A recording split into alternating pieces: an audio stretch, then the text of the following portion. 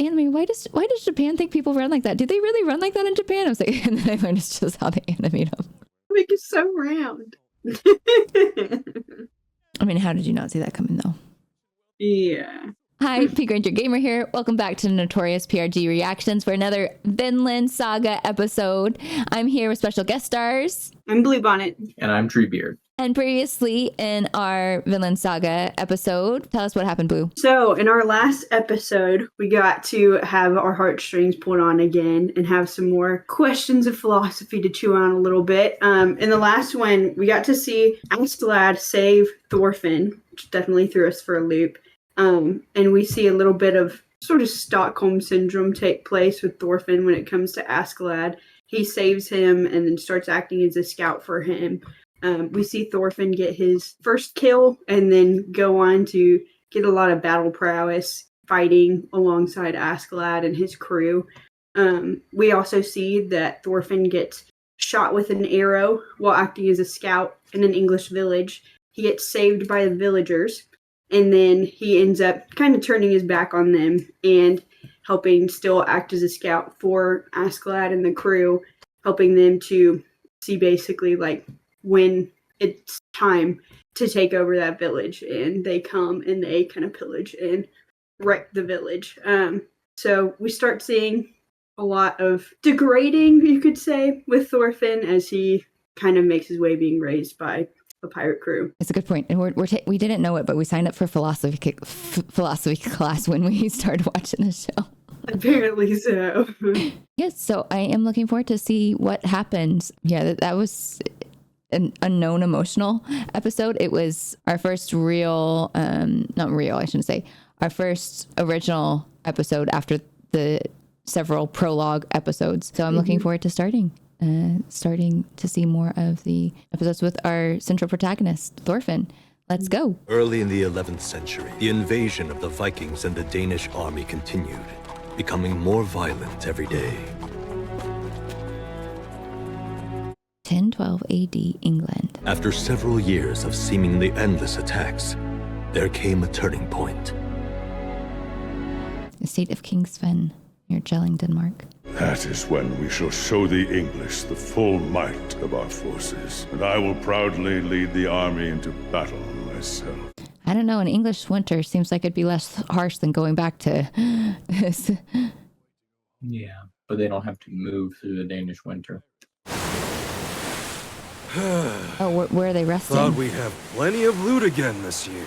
They're going to go back to Denmark and just rest in Denmark rather than trying to stay in England during the winter. We'll just migrate like birds. If there's nothing to eat here, we have to go where the food is. I mean, fair.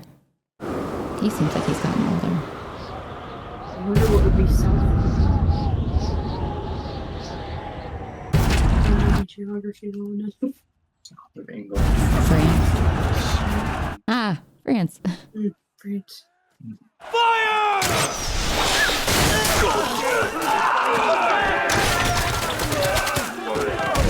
Yikes.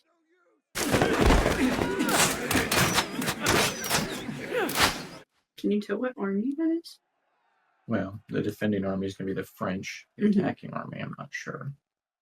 Can't quite recall. Looks like the Franks are fighting each other. Oh.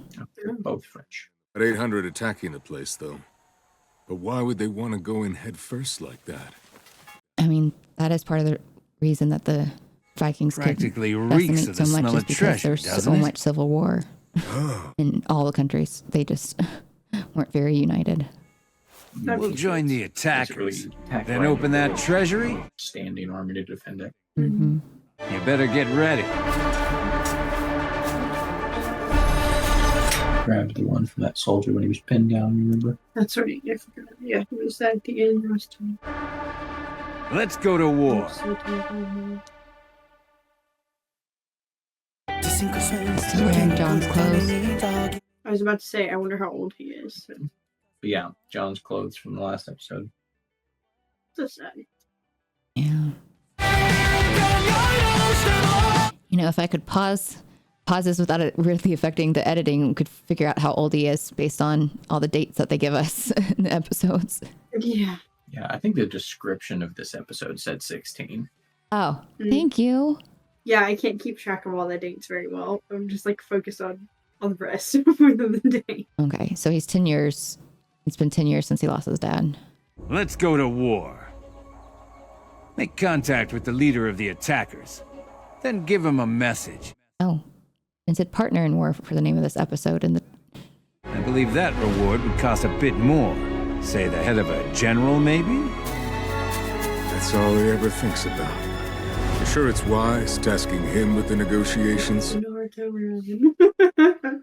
It's not uncommon for the messenger to die before they do you even know why they speak. do that? But what's the harm in risking a stray?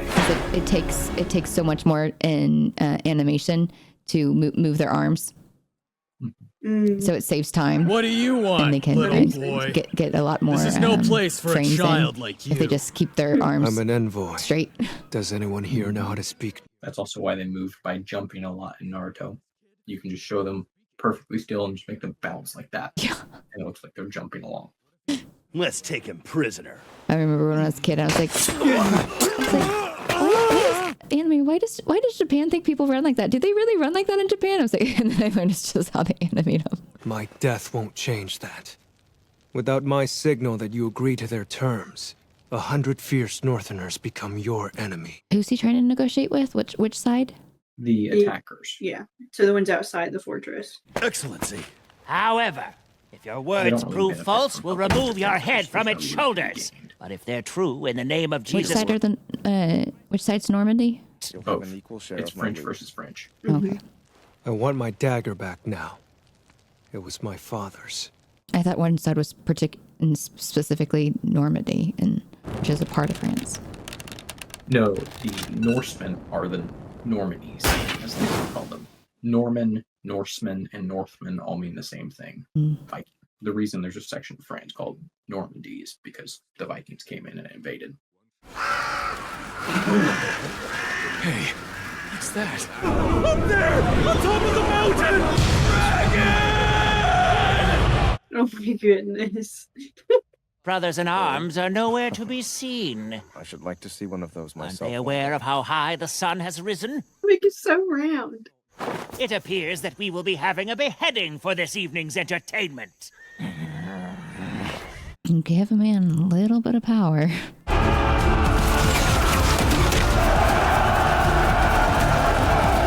Damn it! They already started! All the same face. Good to know. Hey, you liar! Stop him! Don't let him get away! Take that fool! So lame when the leaders just sit back. Mm-hmm. You think I'll let you go home when the snow falls? Well, think again! We're here until that fortress falls! That'd be so annoying. Yeah, what's nobility for you? Oh my gosh, yeah, it's perfectly accurate.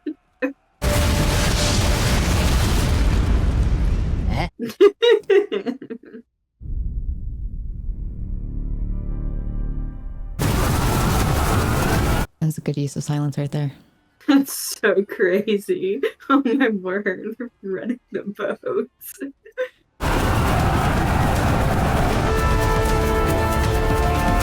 That's wild.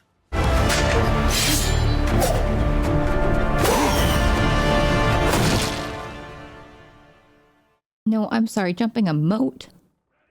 He's an Olympic long jumper. He is. Now! Everybody row! Like, jumping into a moat and then climbing up with his dagger is sure. Those were our allies! Troops, advance! Bring down that fortress! Oh, brother. Calm down, men! Send 80 from the east wall to the harbor! Crossbows! With me! The upper arm strength. Mm-hmm. Pierce our shields from that distance? They got Ulam! What do we do? Ascalon! Crossbows made shields and armor almost obsolete. That makes sense. Take as many as you can before they land! A child? I don't think 16 was considered a child at that age. Yeah. But he is just small. Yeah. Prepare to land, you bastards! This is our chance!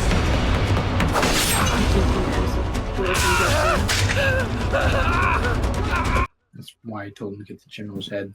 Knew that would force him into there. Gosh, he looks so dead inside.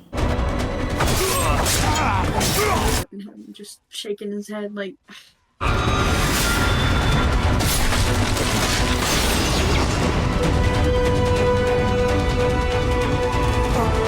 Honestly, oh I no. kinda feel bad for these people. They're just trying to get through it now. Like, does it really make me want to like root for Thorfinn or anything? Because really, he's the bad guy. Yeah. It's like people are just trying to live their lives. Good.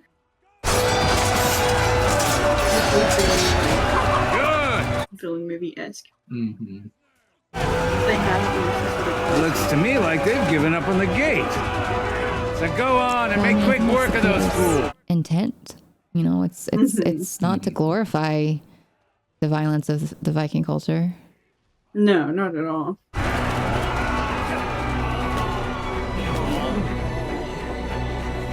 These Frenchmen were never going to make it in without the pirates. Nope. For sure. I knew this fortress would be no match for my brilliant military strategy. Their commander was among those charging head on repeatedly. So stupid. So they'll have to carry their ships back again. That's our chance. A sailor on the shore is worth little more than a school of trout. Okay, so he's saying he wants to kill them.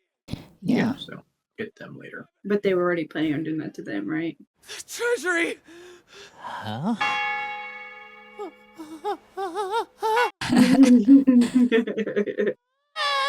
Where is my treasure? I mean, how did you not see that coming though? Yeah. They've taken everything of value. They? Be quicker than that to keep up with Vikings. They're pros. With Viking pirates.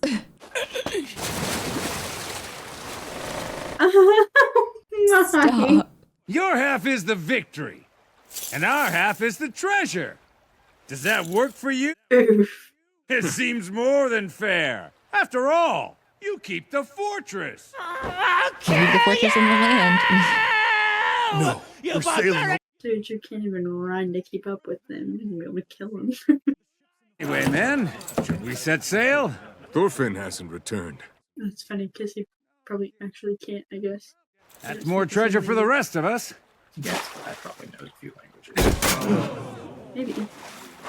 But then you would think maybe he would teach Thorfinn or something. Be more effective, like, as a scout. I, warrior of Iceland, son of Thor's, Thorfinn, in the name of my father's sword, challenge you to a duel, Askeladd, to avenge my father's death at your hands. Dude, like, not this again. In the name of my ancestor Notorious, accept this challenge from Thorfinn. He's really obsessed with his ancestor Notorious. Hey! They'll blockade the river if we don't hurry the hell up! Bastard! Stop toying with me! Dude, what do you expect? I know. It's a dragon! Are those the Italians? Leave their boat behind because they couldn't make it through the river. Oh. Oh my word. Guy's got too much luck. No, it's not just luck. The Viking ships at the time were known for how deep inland they could actually go on waterways. Unfortunately, well skilled.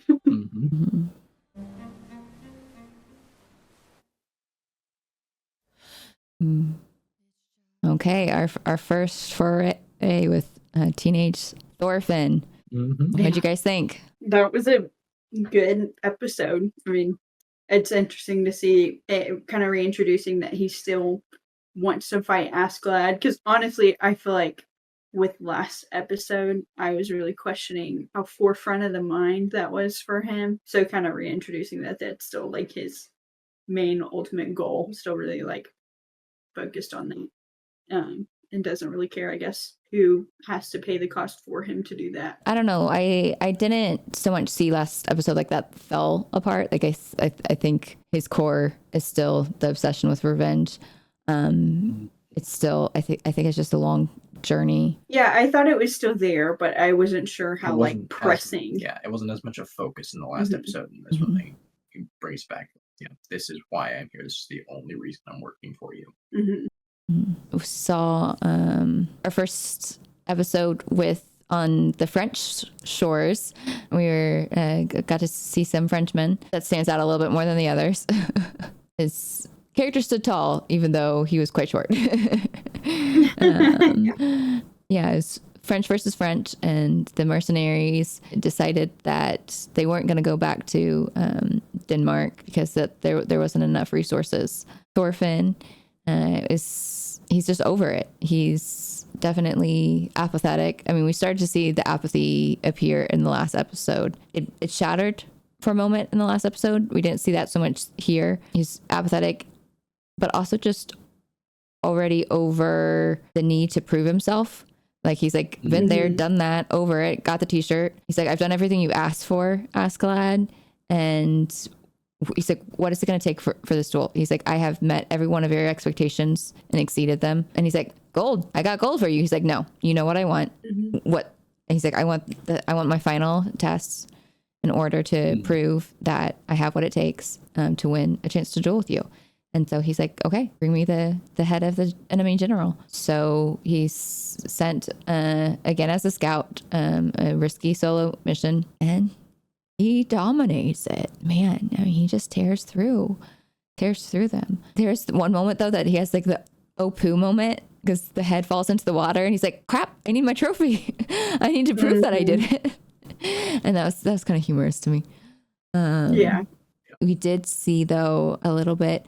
It wasn't as poignant as the last episode, where last episode showed, I feel like, the beginning of it, but like the whole, despite his hatred for Askeladd, that Thorfinn's loyalty to him is dictated by his obsession for revenge. So the contrast of that. I think it wasn't as poignant because of the apathy of, I mean, just everything. He doesn't see the war, he doesn't see the violence, he doesn't see the bloodshed, but also he's just so robotic. And it's just muscle memory at this point. He's just doing the task at hand to get to his true goal at this point. Like, all of these things that he's doing are just stepping stones on a path, and they mean nothing more than that. Because he's not even thinking about what he's doing now. He's thinking about what he will be doing. Did it feel like to you guys though? But it almost felt this episode, because of it, or because of how it was portrayed, it almost felt like there was even a lack of connection to his ultimate goal of getting the duel. Like, I didn't even see any grief or anger or like the connection to like why his purpose. It's almost like, okay, this is what I've been doing for 10 years. It's like, this is what I need. Like, this is what drives me. It's almost like, okay, like this is the next task, is getting this duel. Like, which before, like, it was very clear that like there's the anger, there's the grief, there's the, there's the connection of why he was doing it. The why fell off on this episode, and it's more like, this is the what I'm doing, and the why was no longer there. It's just the apathy is extended everywhere now. He's not wanting to kill Askeladd because he's currently and actively angry at Askeladd or sad about his father's death. It's simply because that's what he's going to do. It's just pure determination of, this is what I want to do. Even if I'm not feeling it right now, this is my goal. Yeah, it is kind of like, it's interesting because I feel like you can tell he's not just wholly adopting the culture in the sense that he's not getting, joy out of what he's doing. Like, he clearly doesn't like what he's doing, but he doesn't care that he's doing it. He didn't really seem like upset by it much anymore, but he doesn't enjoy it the way that the other like pirates or Vikings do. Like, they thrive off of what they're doing, but like Thorfinn doesn't really seem to enjoy it, but he doesn't seem to mind it in order to achieve that goal of fighting Askeladd anymore. But it also, he doesn't seem super emotionally reactive in regards to his father anymore. Like, he isn't, talking about avenging his father anymore, and he's clearly not exactly trying to live by his guidance. He's out killing anyone in his way, basically. So it's not really about like maintaining his father's memory. But it's like he can't find joy or purpose in anything, really. It's all just bad for him.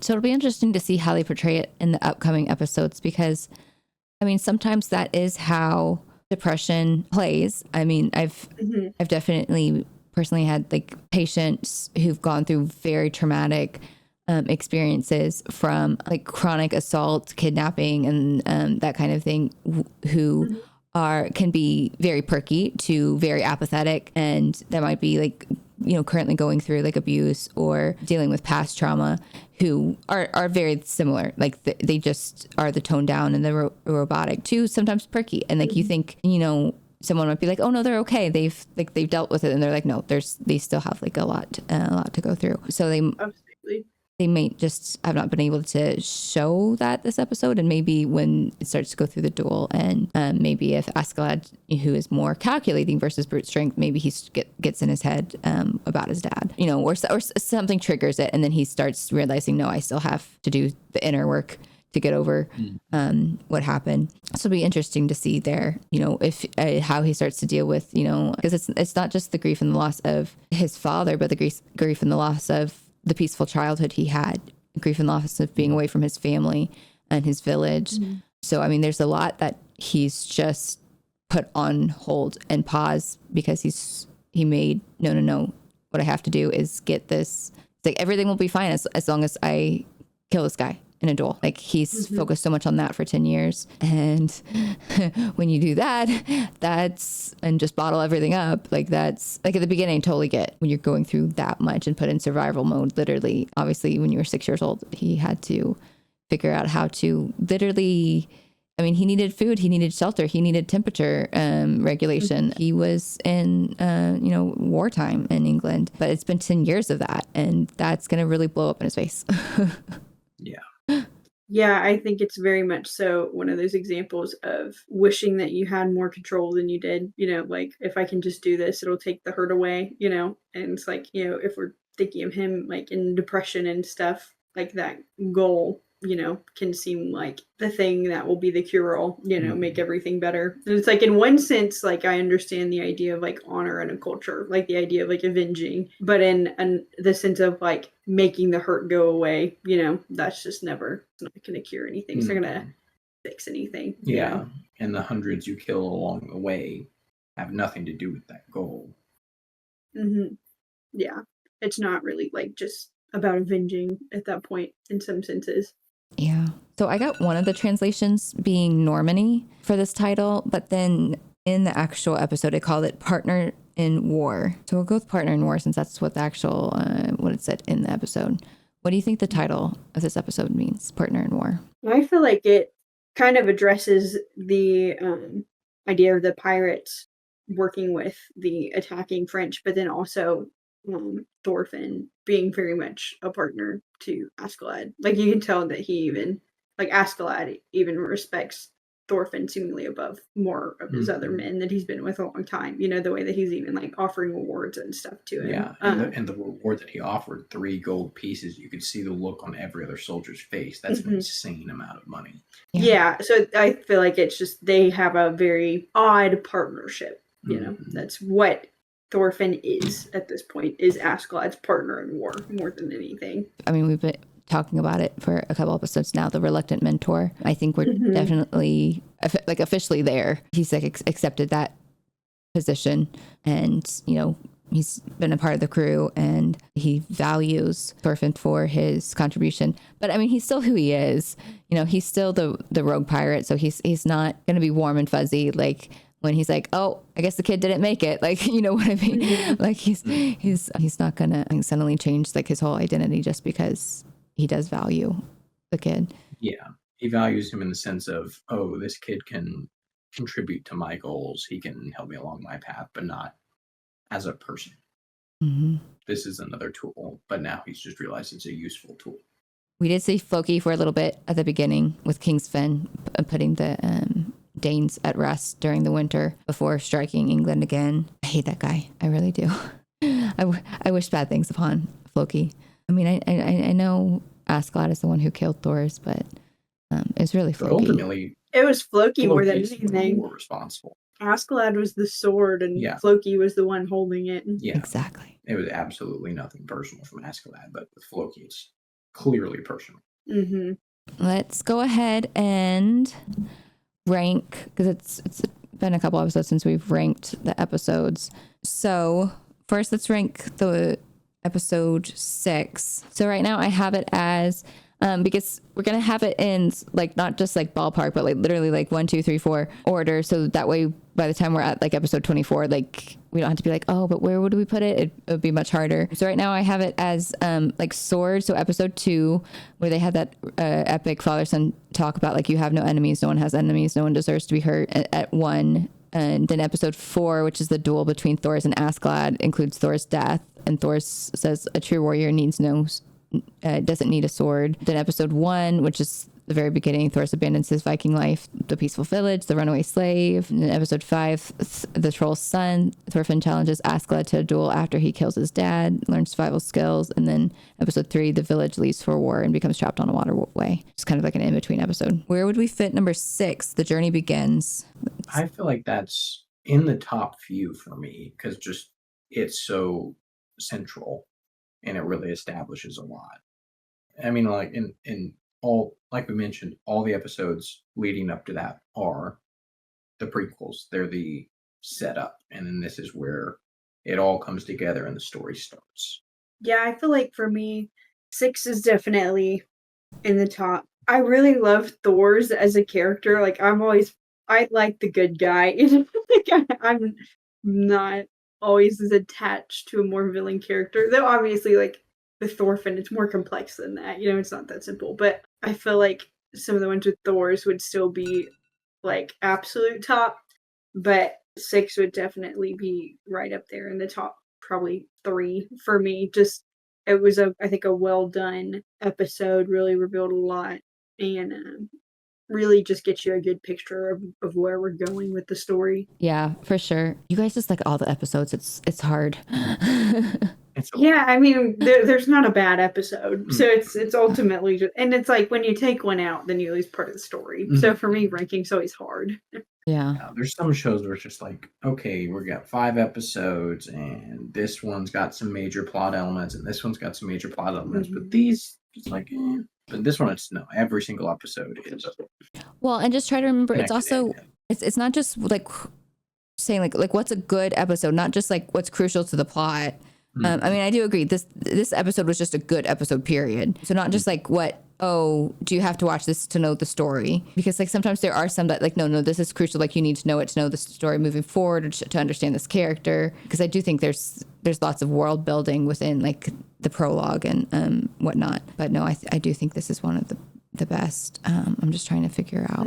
The next one will be easier. This one I think is going to be harder, because I still think Sword for number 1, because that has the flashback of when we truly learn Captain Thors of Denmark, he abandoned his life, and we introduce this young Vikings, and you're no use if you're not strong. It's all about the pacifism and who Thors is, which I think also sets up that the writers are really not glorifying. I mean, really is from the first episode, but they're not glorifying the Viking life, even though it's such a violent show, Yeah. So I still think that one is going to be my top favorite. And then 4 is the duel between Thors and Askeladd, which is kind of like, do the Duel of the Fates for Star Wars. I know I keep bringing up Star Wars, but it's showing the first influence of Thorfinn versus the future influence on Thorfinn. Whoever is going to survive that battle will end up being who influences our central protagonist, right? And it's like a clash of ideals. Yes. So Thor wins. However, he's, Askeladd violates the rules. And so even though a true warrior doesn't need a sword, Thor dies. So Thors did save everybody's life. So it's like, that sets up the whole revenge thing. Oh gosh darn it. Yeah, no, I think I'm gonna have to put it at number 3. What do you guys think? I think that's a good spot. That's about what I would do. Thors is so lovable. He just is. They did such a good job with him. And again, like we were saying, like that's why it makes so much sense that they had to do this much for the prologue before they got into this episode number 6, for the original episodes. I feel like you would just find Thorfinn just like purely almost evil if you didn't know about Thors and like his background. Kind of like Berserk. Absolutely. That's what I was First you look thinking at about. Berserk, it's just like, oh, this guy's Like, just wow, he's not cool. And I was like, oh, Mhm. never mind, I guess. Yeah. So that was episode 6. And then Partner in War, number 7. Thorfinn gets the general's head. He's very apathetic. Wins the chance to duel Askeladd. Where would you put that? Okay. I feel like this one would go a few spots down for me. Not at all because it's a bad episode, but because it's very much a linking episode between major moments. Like, I wouldn't say that episode 7 has any major moments in it. Like, if I'm recapping this story to someone, I'm not really going to mention much that's in episode 7 because it's obviously setting up another duel with Askeladd, which is going to be a big moment, and it's coming from some big moments, but there's not a lot going on. It's huge. It's an essential episode, but it's not. It's a good relief episode, I feel like. There's almost like, in a weird way, a little bit of like comedic relief, with like just Askeladd being conniving, and Yeah. so like I think it's a good pace setter episode, but it doesn't have some of those like philosophical bites that we love discussing on here, and doesn't have as much of sorts of like big reveals in it necessarily. Yeah. Very straightforward. So I'd probably put it, I think the question would be, is it higher or lower than the Troll's Son, which is when Thorfinn originally challenges Askeladd to a duel after he kills his dad and Thorfinn learns the survival skills. I feel like it's about par with that one. I think I would put it below, just because I think that there's more set up in a way in the Troll's Son one, and just like seeing interesting character moments. Seeing a kid dealing with like the loss of his dad and like how that's going to affect him, and the fact that he wants to kind of avenge his father, and like just kind of finding his way, really like raising himself. A lot of really interesting, I think, important parts. Okay. Was that the one where he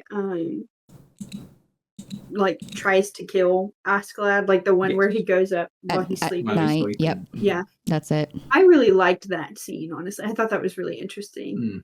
Like, it's very much a bit of like, he still remembers the teachings of his dad, he wants to hold on to that, and then as he goes on, you see, once you get to this episode, like, he's kind of lost his way with that. He holds on to it, he just kind of holds on to the wrong parts. Well, and I think it's just more that it's there, but he kind of justifies it for himself. It's like, well, but it helps me avenge you, it helps me get rid of this guy, so it doesn't really matter or something. Just kind of the idea of like justifying your actions a little bit, even if you're kind of have that dissonance in the back of your head. Okay. So to wrap up episode 7, Partner in War, we do see Askeladd and the mercenaries assisting or splitting the spoils with one side of the Frenchmen, attacking another side of the Frenchmen as the Danes are taking a break from the war in England. And he challenges Thorfinn, who is now 16 and has won lots of battles and shown his prowess quite a bit to Askeladd, but that's just not enough. He has not yet reclaimed the right to challenge Askeladd to a duel. So now he can win the right as long as he gets the head of an enemy general. And he showed this episode that, dang, he can for sure do that. He got the head of the enemy general, and I'm assuming that's where we're going into next week, is the second duel with Askeladd and Thorfinn. And the mercenaries are pretty much over that. They say that's old news. So it'll be interesting to see between the very experienced Askeladd and his cunning, and the new the strength and the speed of Thorfinn, the young warrior, what that duel is going to look like in next week's episode. But so this has been episode 7 of Vinland Saga. Thank you so much for watching this Notorious RPG Reactions with our special guest stars. I'm Bluebonnet. And I'm Treebeard. And don't forget, Patreons can watch next week's episode right now, 1 week early, over on Patreon. Until next time, I'm Finger to Gamer. Thank you guys so much for watching this episode of Notorious PRG Reactions. There's another video right here.